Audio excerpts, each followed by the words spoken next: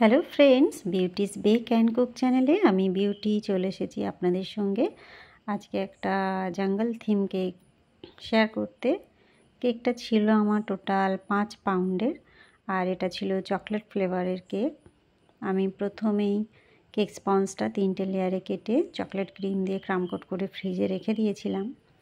তারপর আমি এটা ফাইনালাইজিং করছি। প্রথমে হোয়াইট ক্রিম দিয়ে আমি কিছুটা কাজটা এগিয়ে রেখেছি আর কি, আইসিংয়ের কাজটা। তারপরে একটা লাইট ইয়েলো কালার আমি ক্রিমের সঙ্গে মিক্সড করেছি। শুধু হালকা একটা উপর থেকে লেয়ার আমি দিয়ে দিতে চাইলাম আর কি, পুরো ক্রিমটা আমি কালার মিক্সড করিনি। এটা আমি বেশিরভাগ ক্ষেত্রেই এই প্রসেসটা অ্যাপ্লাই করি, কেননা কালার যতই দামি হোক, ফুড কালার আমরা সবটাই সেফটি ব্যবহার করি, সেটা ঠিক আছে, তবু আমার যেন মনে হয় কালারটা যতটা কম দেওয়া যায় ততই ভালো। সেই কারণে এই প্রসেসটা ফলো করলে পুরো ক্রিমটায় আর কালার মিক্সড করতে লাগে না। আমি এটা নিচের যে টিয়ারটা সেটা রেডি করে নিয়েছি, আর এবারে উপরের টিয়ারটা রেডি করছি।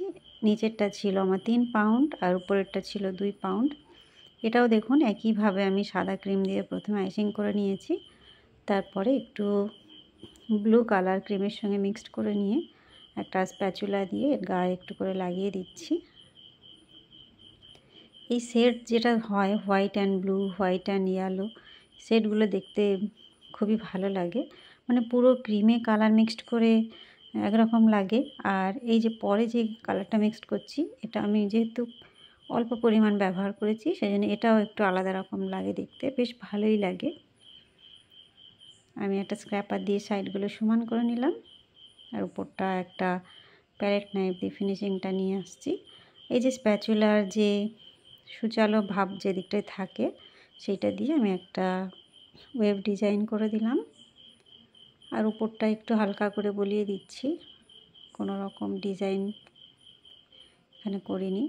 এখানে কয়েকটা মোটা স্ট্র আমি মাপ করে কেটে নিয়েছি, নিয়ে একে একে বসিয়ে দিচ্ছি।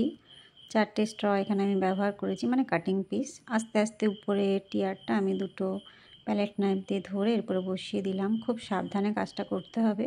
আর আরেকটা কথা, যখনই এরকম 2 টিয়ার 3 টিয়ারে কেক করবেন, সবসময় চেষ্টা করবেন 2-3 ঘন্টা ফ্রিজে রেখে পুরোপুরি ঠান্ডা করে তারপরে সেট করতে। নচেত কী হবে, উপরের কেক মানে যে টিয়ারটা আপনি রাখছেন তার চাপে নিচের টিয়ারটা নষ্ট হয়ে যেতে পারে। এই জন্য ভালোভাবে সেট করে নিয়ে তারপরে একটার উপর আরেকটা রাখবেন। এখানে আমি গ্রিন কালার ক্রিমে মিক্সড করে একটা করে বর্ডার টেনে নিচ্ছি। এখানে আমি ঘাস বানাবো আর কি। তার আগে নামটা আমি লিখে নিচ্ছি চকলেট গানাশ দিয়ে। এটা আসলে আমি পজিশন করে নিলাম কোন জায়গাটা নামটা থাকবে, কেননা ডিজাইন করতে করতে অনেক সময় ভুলে যাই যে নাম লেখার জায়গাটা আমি রাখিনি, সেই ভুলটা যেন না হয়, এই কারণে আমি আগে লিখে নিলাম। আর এখানে গ্রাস নজেল আমি ইউজ করছি। এই নজেলটা ইউজ করার আগে একটা জিনিস মাথায় রাখতে হবে, ক্রিমটা যেন ভালো মতো স্টিপ থাকে, নচেত এইভাবে ঘাসগুলো বার হবে না, যেটা আমার ক্ষেত্রে হয়েছে আর কি।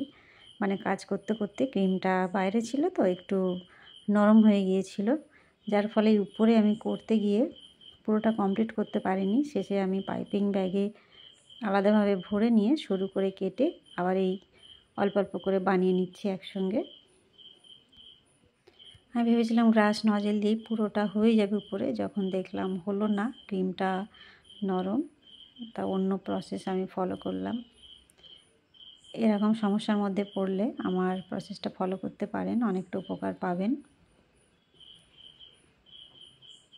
এটা একটু টাইম লাগে আর কি, একটা একটা করে ঘাসগুলো বানাতে হয় তো। এই যে করে ফেলেছি কাজটা। এইবারে আমি নিচের যে টিয়ারটা রেখেছি সেখানটায় এইভাবে একটু আঁকা বাঁকা করে গাছপালা করছি। গাছপালা বলুন আর ঘাস বলুন, যাই হোক, আমি একটু করে করে দিচ্ছি, উপর দিকে টেনে দিচ্ছি কেকের গা ধরে ধরে। সেম জিনিস আমি উপরের টিয়ারও করেছিলাম, সেই ভিডিওটা স্কিপ হয়ে গিয়েছে।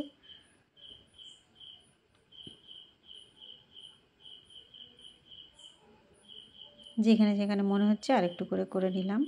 এইবারে চকলেট গানাশ দিয়ে আমি কয়েকটা গাছ বানিয়ে নেব।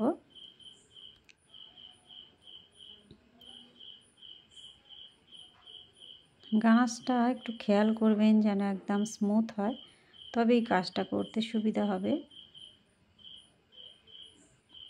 এলোমেলোভাবে করছি, কোনো ঠিক নেই যে এইটা এইভাবে করতে হবে।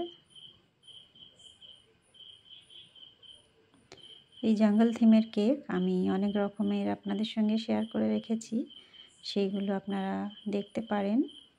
এছাড়াও বাচ্চাদের বিভিন্ন থিম কেক আমার চ্যানেলে আছে, সেইগুলো দেখতে পারেন। বিভিন্ন রকম আইডিয়া আছে, বিভিন্ন রকমের টিপস ট্রিক্স আছে।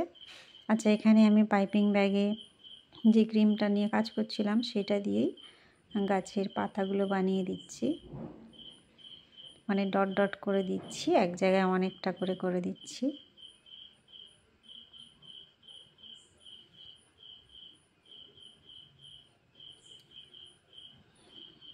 এগুলো ফটো প্রিন্ট করে নিলেও চলতো, কিন্তু আমার কাছে টাইমটা কম ছিল, যার জন্য ভাবলাম নিজেই এইভাবে টিপসটা অ্যাপ্লাই করে দেখি, ভালোই লাগছে এখন দেখতে।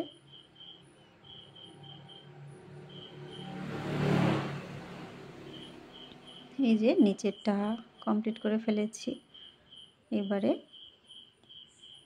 আমি উপরের টিয়ারে যে ডালপালাগুলো টেনেছিলাম সেটা স্কিপ হয়ে গিয়েছিল, সেইখানে ফুল বানিয়ে দিচ্ছি।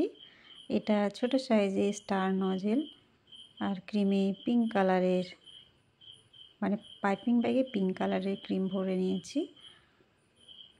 একটু করে ফুল দেওয়ার পরে দেখুন কত সুন্দর লাগছে দেখতে। কেকটা আমার অনেকটা দূরে নিয়ে যাওয়ার ছিল, এত সুন্দর করে ডিজাইন করেও শেষ পর্যন্ত, মানে কি বলবো, জন্মদিনের সময় কেকটা আমাকে ছবি পাঠিয়েছিলেন কাস্টমার, আমার দেখে ভীষণই খারাপ লাগছিল যে নিয়ে যেতে গিয়ে সামনের অংশটা খারাপ করে ফেলেছিল আর কি। কিন্তু এতই দূরে যে আমি গিয়ে যে আবার ঠিক করে দেব সেটা সম্ভব হয় না। এই ছবিগুলো আমি গুগল থেকে সার্চ করিয়ে ফটো প্রিন্ট করে একটা করে টুথপিক লাগিয়ে নিয়েছি।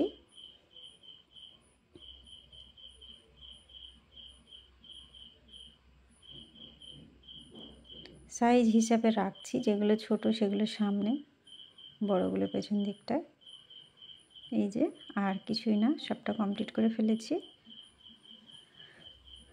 দেখুন বন্ধুরা কেমন লাগছে, ভালো লাগলে বা একটু হেল্পফুল মনে হলে অবশ্যই একটা লাইক করবেন, চ্যানেলটা সাবস্ক্রাইব করে রাখবেন। আমি ফেসবুক, ইনস্টাগ্রাম, ইউটিউব 3 জায়গাতেই আছি, আমাকে ফলো করতে পারেন। আমি প্রত্যেক দিন নতুন নতুন ভিডিও নিয়ে আপনাদের সামনে হাজির হই। দেখা হবে নেক্সট নতুন কোনো ভিডিও নিয়ে। Bye bye.